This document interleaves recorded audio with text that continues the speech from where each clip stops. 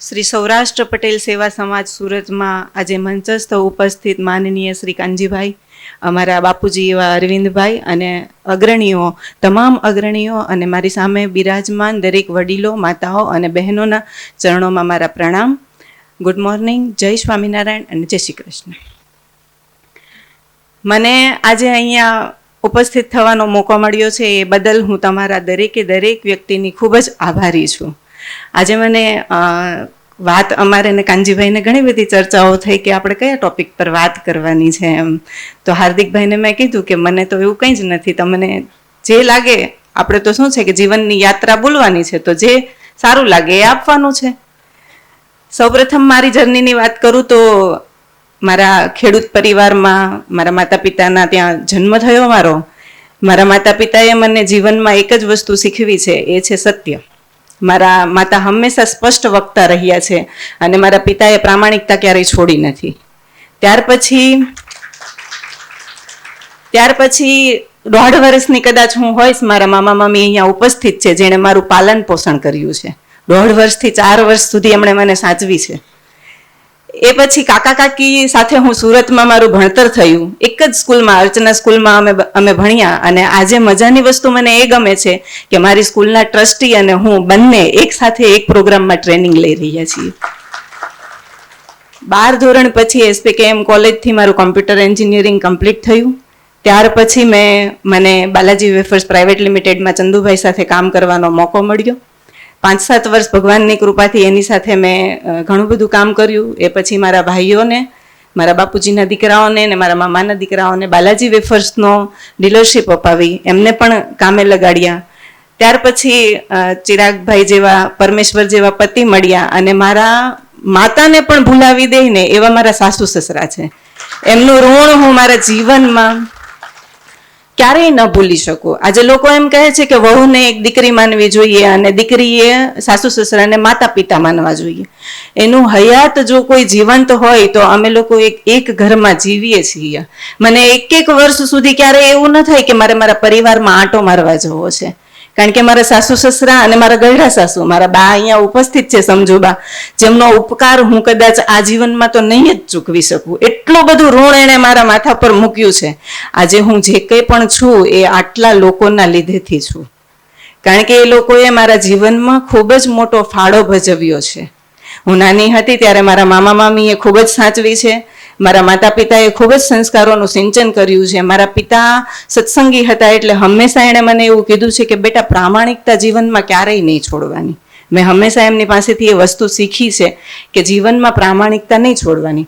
મારી માતા પાસેથી મેં હંમેશા એવું જોયું છે કે સગા વાલા કોઈ પણનું કામ હોય, કાળી રાત્રે પણ કાંતાબેન તૈયાર હોય કામ કરવા માટે. એટલે નાનપણથી આ મૂલ્યો અમે જોયા. બીજું સૌથી મજાની વસ્તુ મને મારા માતા પિતાની ગમી છે ને, તો હું એક ભાઈ અને એક બેન છીએ. એમણે ક્યારેય છે ને ભાઈ બહેનનો ભેદ નથી રાખ્યો કે આ દીકરી છે અને આ દીકરો છે. અમારા બંનેના સારા સંસ્કાર માટે એણે જે કરવું પડે એ બંને માટે કર્યું છે. તો આજે મને આ મંચ ઉપરથી હું તમારા દરેકે દરેક વ્યક્તિની ખૂબ ખૂબ આભારી છું, ખૂબ આભારી છું. ભણતરની સાથે સાથે મને એક વખત મોકો મળ્યો હતો the Lalit international Mumbai airport પર કિરણ બેદી સાથે ઇન્ટરવ્યૂ કરવાનો. એ સમયે મને પૂછવામાં આવ્યું કે તમારા જીવનનું લક્ષ્ય શું છે? અને મેં અનાયાસે એમ કહી દીધું કે મારે એક મોટી બિઝનેસ વુમન બનવું છે. ત્યારે મને બિઝનેસની બહુ ખાસ ખબર ન પડતી, પરંતુ મારા પિતા જોડે હું 3જા ધોરણમાં હતી ત્યારથી એમને દુકાન હતી ઇમિટેશનની, એટલે હું એમની જોડે જતી અડધો દિવસ. તો ત્યાં હું જોતી કે બિઝનેસ કેવી રીતે થાય છે. પછી અડધો દિવસ ભણવાનું કામ કરું, કાકા કાકીને સપોર્ટ કરું, જોડે ઘરે અમે પછી સાડીઓનું કામ લાવતા એ પણ કરતી, બાળકોને ભણાવવાનું કામ કરતી. અને એમ કરતાં કરતાં જર્ની આગળ વધી અને પછી જોબ કરી. જોબમાં પણ હું એવી રીતે જોબ કરું કે ઓવર ટાઈમ પણ ભરું, કારણ કે મારો ભાઈ એન્જિનિયરિંગ કરતો હતો. કોઈ આર્થિક પરિસ્થિતિ એવી નહોતી કે ચલો 5 લાખ રૂપિયા એજ્યુકેશન માટે સાઈડમાં પડેલા છે તો આપણે ઇઝીલી ખાઈ પી લેશું, એવું કંઈ જ નહોતું. રોજનું કરીને રોજનું ખાવાનું, પણ જિંદગી બહુ સારી હતી અને સુખની હતી. તો મેં એમ જોયું, મારા પપ્પાને મેં એમ વાત કરી કે ભાઈ ભણે એ બહુ જરૂરી છે એમ. તો ભાઈને એકને ભણાવવા માટે હું, મારા મમ્મી અને મારા પપ્પા, અમે 3 વ્યક્તિ મહેનત કરીએ. અને બાલાજીમાં હું એવી રીતે કામ કરતી કે હું એક જ ટાઈમ જમું. હોસ્ટેલમાં રહેવાનું હોય એટલે સાંજે ઓવરટાઈમ કરું અને સવારની જતી રહું અને સાંજે લેટ આવું, ત્યાં હોસ્ટેલમાં જમવાનું પતી ગયું હોય, બપોરે કંપનીમાં જમી લો. ધીમે ધીમે ચંદુભાઈ સાથે મારી વાતચીત કરતા કરતા એમને સમજણ પડી કે ભાઈ વ્યક્તિ ખરેખર પરિવારને સમર્પિત થઈને કામ કરે છે. પછી એમણે મને મેનેજમેન્ટ ડિપાર્ટમેન્ટમાં લીધી. ત્યાર પછી હું બાલાજીમાં 750 ડીલરને મેનેજ કરતી થઈ અને બિઝનેસને કયા લેવલે કરવો જોઈએ એ ચંદુભાઈ પાસેથી મને ખૂબ જ સારા લેવલે શીખવા મળ્યું. જ્યારે બાલાજી વેફર્સમાંથી મારી ફેરવેલ થઈ ત્યારે એમણે મારા પિતાશ્રીને મારા મેરેજ રૂપે 6 તોલા સોનું અને 1 લાખ રૂપિયા રોકડ રકમ આપી અને સાથે સાથે મારા 3 ભાઈઓને બાલાજી વેફર્સની ડિસ્ટ્રીબ્યુટરશીપ આપી, જે આજે 3 મળી અને વર્ષે 50 કરોડનું ટર્નઓવર કરે છે. સાસરે આવ્યા પછી દેખાયું કે ભાઈ અહીંયા પણ જરૂર છે કામ કરવાની. મારા પિતા મને હંમેશા એમ કે પોતાનું કરે એ માણસ નથી, એ તો પશુ પક્ષીઓ છે કે જે પોતાનું કરી લે. માણસ છે ને એ હંમેશા દરેકનું વિચારતો હોય. તો સાસરે આવીને એક દિવસ પ્રસ્તાવ મૂક્યો. મારા પતિ છે એ દિલ્હી જતા, તો ત્યાં એમણે યલો ડાયમંડ્સ વેફર્સની ચિપ્સ ને એવું ખાધેલું હતું. તો એમણે મને એમ કીધું કે તમે બાલાજી વેફર્સમાં કામ કરતા, તો આપણે અહીંયા નાનકડા લેવલથી શરૂઆત કરીએ. મારો દીકરો ત્યારે ખાલી 5 મહિનાનો હતો જ્યારે અમે એ બિઝનેસની શરૂઆત કરી હતી. હું દુકાને ઓર્ડર લેવા જાઉં, બપોર પછી મારા સસરા અને મારા હસબન્ડને બધા ફ્રી થાય એટલે અમે ટેમ્પો લઈને ડિલિવરી કરીએ. 200 રૂપિયાના કાઉન્ટરથી જર્નીની શરૂઆત કરી. એ પછી મારી દીકરીનો જન્મ થયો. મારા ઘરે મારા વડીલોએ મારા બાળકોને ખૂબ સાચવ્યા છે, ખૂબ. એમાં હું 1% પણ એમ ન કહી શકું કે મારા બાળકોને મોટા કરવામાં કંઈ પણ કચાશ રાખી નથી. અહીંયા મારા બેઠેલા વડીલોની આંખોમાં આંસુ છે. હું સમજી શકું છું તમારી પીડા અત્યારે શું છે એ આપણે એમની પણ વાત કરીશું. પણ મારા વડીલોએ મને ખૂબ જ મારા જીવનમાં ખૂબ જ યોગદાન આપ્યું છે. આજે પ્યોર ફૂડ્સ પ્રાઇવેટ લિમિટેડના ડિરેક્ટર તરીકે અમે કોલ્ડ ડ્રિંક્સ મેન્યુફેક્ચરિંગ કરીએ છીએ. એમાં જો કોઈનું યોગદાન હોય તો એ મારા પરિવારનો સાથ અને સપોર્ટ છે. હું એક દુકાને જઈને માલ વેચી શકતી શાંતિથી, કારણ કે ઘરે મારા બાળકને રાખવા માટે મારા વડીલોની છત્રછાયા હતી. કોઈ વ્યક્તિ જો એમ ધારે કે એકલું કંઈ થઈ શકે છે તો એકલતાથી કંઈ જ થતું નથી. અહીંયા બેઠેલા દરેક લોકો મારા પિતા સમાન છે. પરંતુ યુવા પેઢીને મારે ખાસ કહેવું છે કે અમેરિકામાં હમણાં એક સર્વે થયો. એ સર્વેમાં એવું થયું કે 90% કેસનું કારણ સાસુ સસરા છે. સાસુ સસરા સાથે ઝઘડાઓ થાય છે. કેમ? દરેક વ્યક્તિને એવું માને કે મારે દીકરો રામ જેવો જોઈએ અને વહુ સીતા જેવી જોઈએ, બરાબર? પરંતુ ક્યારે એમ કેમ ન વિચારી શકીએ કે દીકરી સીતા જેવી બને એમ? અને મારો જમાઈ છે એ રામ જેવો બને એવું કેમ ન વિચારી શકીએ આપણે? આજના સમયમાં ટેકનોલોજી એટલી બધી આગળ વધી ગઈ ને તો આપણે બધું જ મેળવી લીધું. સુખ સુવિધાઓ બધી જ મેળવી લીધી. 5,000 કમાતા હતા ત્યારે એવું થયું 50,000 કમાશું તો સુખી થઈ જશું. 50,000 કમાતા થયા તો એમ થયું 5 લાખ કમાશું તો સુખી થઈ જશું. પરંતુ સુખનું કોઈ સર્ટિફિકેટ નથી. પૈસા છે એ એકમાત્ર સાધન છે પરિવારની જરૂરિયાતો પૂરી કરવા માટેનું. સાચું સુખ ક્યાં છે? સુખનું સર્ટિફિકેટ કેવું હોય અને સુખ હોય ક્યાં? આજે મારે તમને વાત કરવી છે સ્વથી સુખની યાત્રા થાય. મારા જીવનમાં પણ ઘણા બધા ઉતાર ચઢાવ આવ્યા છે. કોઈ એવું નહોતું કે મને કોઈએ ટેકન ફોર ગ્રાન્ટેડ આપી દીધું હોય કે લે 50 લાખ રૂપિયા ધંધો કર, લે 50,000 રૂપિયા ભણી લે. અને મજાની વસ્તુ, હું જ્યારે ભણતી ને ત્યારે મારો એક જ ધ્યેય હતો કે મારી સ્કૂલની ફી ન ભરવી પડે ને એવી રીતે મારે ભણવું છે. નાનપણથી જ મારો એવો લક્ષ્ય હતો. જ્યારે હું કોલેજમાં BCA કરવા આવી અને કિરણ બેદીના ઇન્ટરવ્યુમાં જ્યારે મારું સિલેક્શન થયું અને મારી BCAની ફીસ મળી મને, ત્યારે મને એમ થઈ ગયું કે મારું જીવન ધન્ય છે, કારણ કે હું મારા મા બાપને સારું આપી શકું ને એવું મારે જીવવું છે. મારા પિતાએ મને એમ કીધું હતું કે મારી આબરૂ વધારો નહીં બેટા, અમને બંને બેનભાઈને બેસાડીને કીધું હતું, મારી આબરૂ તમે વધારો નહીં તો કંઈ નહીં પણ ઘટાડતા તો નહીં જ. એ એક લાઈન મને મગજમાં આજે પણ સેટ છે. અને હું આ મંચ ઉપરથી તમને પપ્પા પ્રોમિસ આપું છું કે એ જીવનભર નહીં થાય ક્યારેય, કે તમારી આબરૂ ઘટે એવું કાર્ય નહીં થાય ક્યારેય. તો સ્વથી સુખની યાત્રા કેવી હોય? મનુષ્ય તરીકે આપણે જીવન કેવું જીવવું જોઈએ? હું નાના મોઢે મોટી વાત કરવા જઈ રહી છું, પરંતુ મારે આજની યુવા પેઢીને આ સંદેશ ખાસ આપવો છે.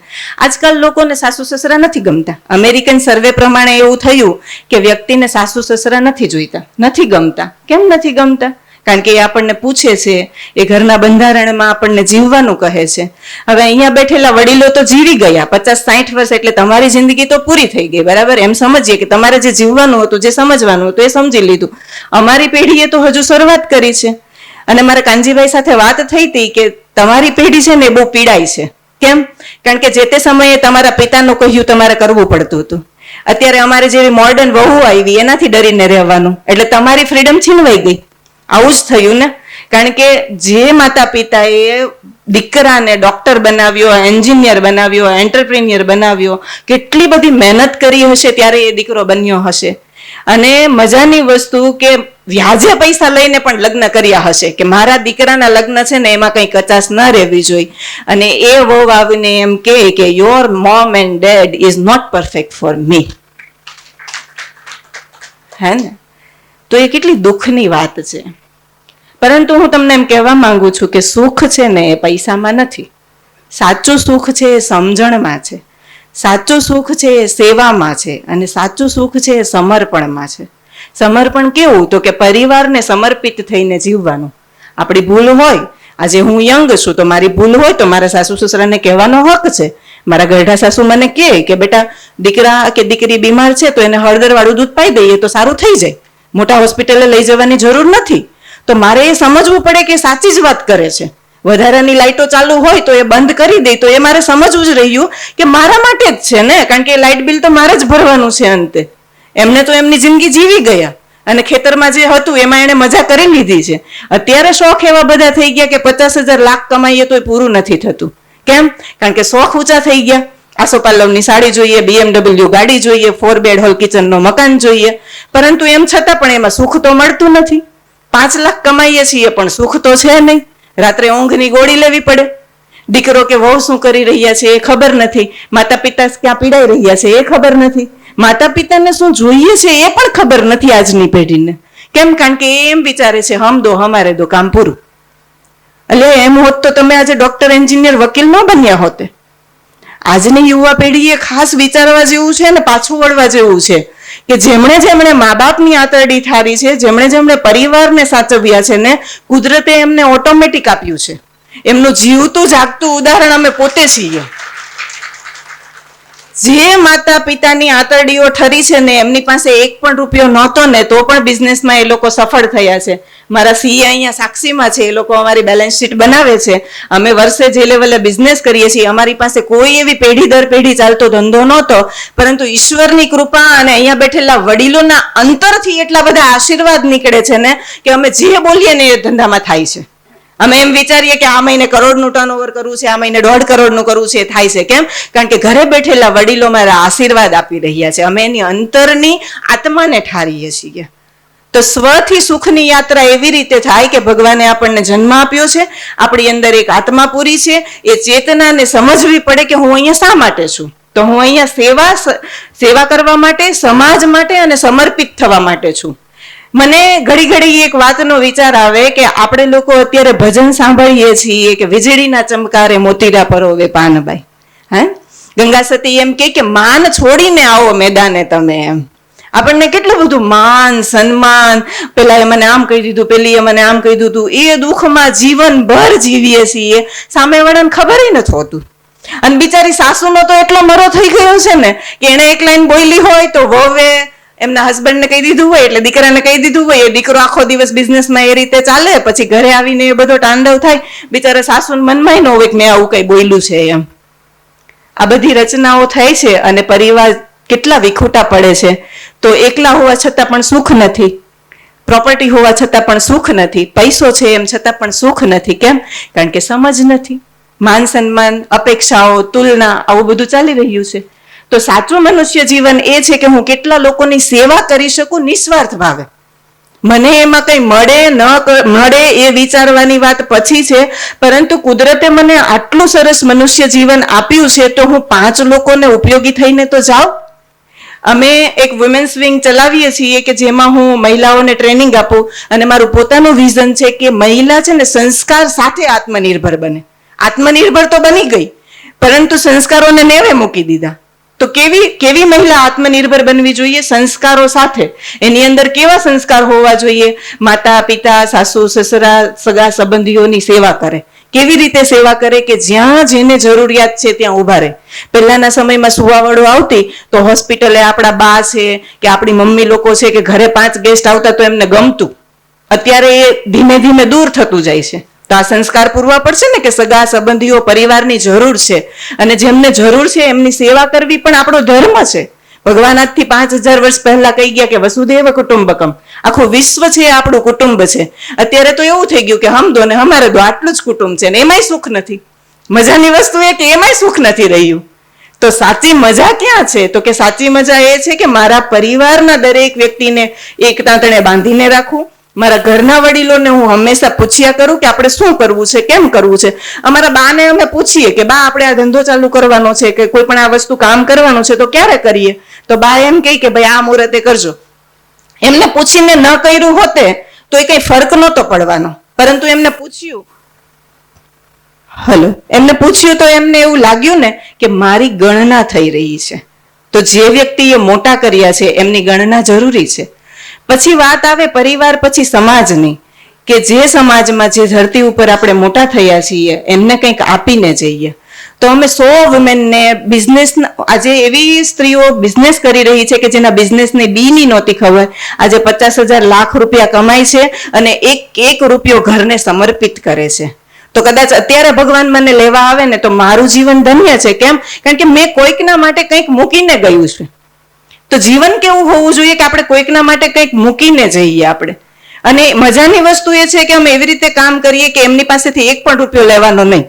એમને નથી આવડતું, બધું શીખવવાનું, સપોર્ટ કરવાનું, પરંતુ એમની પાસેથી એક પણ રૂપિયો આપણે લેવાનો નહીં. આવી રીતે સેવા કરવાની. અને સમર્પણ કોને કહેવાય? કે સમર્પણ એને કહેવાય કે મારી અંદર બેઠેલો આત્મા છે એ મને એમ કહે છે કે સમર્પિત થઈને જીવન જીવવાનું. કેવું સમર્પિત થવાનું? કોઈ મારા વિશે શું બોલે છે, કોઈએ મને માન આપ્યું, સન્માન આપ્યું, આ બધી જ વસ્તુ સાઈડમાં છોડી અને મનુષ્ય તરીકે મારો ધર્મ શું છે એ ધર્મ હું નિરંતર નિભાવ્યા કરું. નિરંતર. મારા સસરાને એ લોકો 3 ભાઈઓ છે. આજ સુધી મેં ક્યારેય વિચાર્યું નથી કે મારા દીકરાના ભાગમાં શું આવશે. Never ever. અને મારા પતિ જોડે ક્યારેય ચર્ચા નથી કરી કે મારા નિવાનના ભાગમાં શું આવશે. કેમ? કારણ કે ભગવાને કીધું છે સંતતિ સારી હશે તો તમારું ભેગું કરેલું એને જોઈતું નથી, સંતતિ સારી નહીં હોય તો તમારું ભેગું કરેલું રહેવા નહીં દે. તો એ નાહકની ચર્ચા કરવામાં સમય બગાડવો એના કરતા બેટર છે કે આ મનુષ્ય જીવનનું વધારે ને વધારે સારા લેવલે ઉપયોગ કરી શકીએ ત્યાં કેવી રીતે વાપરીએ. રોજ બિઝનેસમાં એવું શું કરીએ કે જેના લીધેથી મારે ત્યાં કામ કરતા 50 લોકોના ઘરે રોજી રોટી એજ્યુકેશન સારા લેવલે મળે. અમારે ત્યાં 5000 નું કામ કરતો વ્યક્તિ આજે 50,000 રૂપિયા કમાય છે મહિને. જે એક સમયે એમ વિચારી પણ ન શકે કે હું 20,000 પણ કમાઈ શકીશ. એમને હું પ્રોત્સાહન આપું કે ભાઈ તું કમા, તને 20,000 તો મળશે જ. જો 20,000 થી ઉપર રહે ને તો તારા 20,000 થી ઓછા રહેશે તો હું તમને આપીશ. એમ કરતા કરતા આજે 50,000 પહોંચાડ્યા. એમના ઘરે ભાડાની આવક થઈ, એવા 3 માળના મકાન બનાવ્યા. અને મજાની વસ્તુ મને ત્યારે સુખ થાય કે એ લોકો ભક્તિમાં પણ એટલા રસમય થાય છે. તો જીવન તો એવું હોવું જોઈએ કે સાંજે સૂઈએ ને ત્યારે આજે આપણી આત્માને પૂછીએ કે આજે એવું કયું સારું કામ કર્યું કે જેનાથી લોકોના મોઢા પર ચહેરામાં ખુશી આવી. મને સુખ જોઈતું હોય કે મને દુઃખ જોઈતું હોય તો મને એમ લાગે છે કે સામેવાળો મને સુખી કે દુઃખી કરે છે. નહીં, ખોટી વાત છે. હું સુખી કે દુઃખી મારી જાતે થાઉં છું, મારા વિચારોથી થાઉં છું, મારા કાર્યોથી થાઉં છું. મને સુખી કે દુઃખી કોઈ કરતું નથી. અને હું હર હંમેશા એક વાત કહું, મારા મામા મને એ વાત યાદ કરાવે, બેટા સતી સીતાને દુઃખ પડેલું હતું અને મીરાબાઈ જેટલું દુઃખ તો આજે આપણા જીવનમાં છે નહીં. મીરાબાઈ તો રાજપાટમાં હતા તો પણ એને કેટલું બધું દુઃખ હતું. આપણને તો નાની નાની વાતમાં એમ લાગે છે કે બહુ દુઃખી થઈ ગયા, બહુ દુઃખી થઈ ગયા. કારણ કે ફોકસ દુઃખ બાજુ છે ને, ફોકસ પ્રોબ્લેમ ઉપર વધારે છે, સોલ્યુશન ઉપર નથી. કારણ કે આત્મચિંતન ક્યારેય કરતા જ નથી બેસીને કે આપણી આવતી પેઢીને આપણે શું આપી રહ્યા છીએ. સાધનોમાં સુખ ગોતીએ છીએ કે જેટલા સાધનો છે એમાંથી સુખ મળે. તો ગાડી લીધી, બંગલો લીધો, લાડી લીધી, લાડીને ઘરેણાથી સજાવી, એથી કામ નહોતું ચાલતું તો ભાડાની આવકો કરી, એથી કામ નહોતું ચાલતું તો મોટા મોટા બિઝનેસ કર્યા. બિઝનેસ કરવા જ જોઈએ, હું એમ નથી કહેતી ન કરવા જોઈએ, પણ આ બધું કરતા કરતા તો સુખ તો તોય જ ન મળ્યું. તો જ વ્યક્તિ પોતાની જાતને ગોતતો જ રહ્યો કે હું ક્યાં છું આમાં. કેમ? કારણ કે પરિવારની ભાવનાઓ તૂટતી ગઈ. વ્યક્તિ પોતાની અંદર બેઠેલા ઈશ્વરને ઓળખી નથી શકતો કે મારો જન્મ શા માટે છે, મારે અહીંયા આવીને કરવાનું શું છે. આ દુનિયામાં રહેલા દરેક વ્યક્તિની વાત તો છોડો, પણ પરિવારમાં રહેલા વ્યક્તિને તો હું પહેલા સુખી કરું કે મારા લીધેથી એ દરેક વ્યક્તિ સુખી થાય એવું કાર્ય હું કરું. મને એક વસ્તુ મારા 35 વર્ષના જીવનનો નિચોડ છે કે જો હું તન તોડ એવો વિચાર કરું કે મારે આ મેળવવું છે અને એની પાછળ મારી અપેક્ષાઓ અગર સત્ય સાથે જોડાયેલી હોય તો ઈશ્વર આપે છે ને આપે જ છે. કેમ આપણે ત્યાં કામ કરતું ખાલી સર્વન્ટ હોય એ બહુ પ્રામાણિકતાથી કામ કરતું હોય તો આપણને એમ થાય 500 રૂપિયા એને વધારે આપીએ. આપણે એનો રેકોર્ડ રાખીએ છીએ ને, આપણા માલિક એ છે, બરાબર? તો આપણા પણ માલિક છે કોઈક, એ પણ આપણો રેકોર્ડ રાખી રહ્યું છે કે આની અંદરની નીતિ કેવી છે, એ કેવી રીતે કામ કરી રહ્યું છે, એવું આપણને મળે છે. અને મજાની વસ્તુ એવી છે કે મારે મારા મા બાપને સાસુ સસરાને સાચવવા નથી અને હું એવું ઈચ્છું છું કે મારો બાળક મોટો થઈને ડોક્ટર એન્જિનિયર બને અને મારી સેવા કરે. આ પોસિબલ છે ખરું? નથી પોસિબલ. આ પહેલા જેવું છે કે જેવી થાળી હશે એ થાળીમાં તમે જેટલું પીરસશો એટલું એ ખાશે. તો જીવન પણ એક થાળીનું પીરસાઈ જ રહ્યું છે. હું નિત્ય જેવું જીવન જીવીશ એવું મારા બાળકો જોઈ રહ્યા છે. તો આજના યુવાધનને મારો ખાસ સંદેશ છે કે જીવનને નીતિ અને મૂલ્યો સાથે જીવો. સેવા અને સંસ્કારને ક્યારેય ન છોડો. જીવનમાં બધું જ મળી જશે પણ શાંતિ અને સુખ છે ને એ તમારા પોતાના આચરણથી જ મળશે. અને એ આચરણ સૌથી મોટું તમારા પરિવારની સેવા, સંસ્કાર અને મૂલ્યો દ્વારા જ ઘડાશે. માતા પિતા અને સાસુ સસરા તમને કહેશે, કોઈને કહેવા નહીં દે. અસ્તુ. આભાર.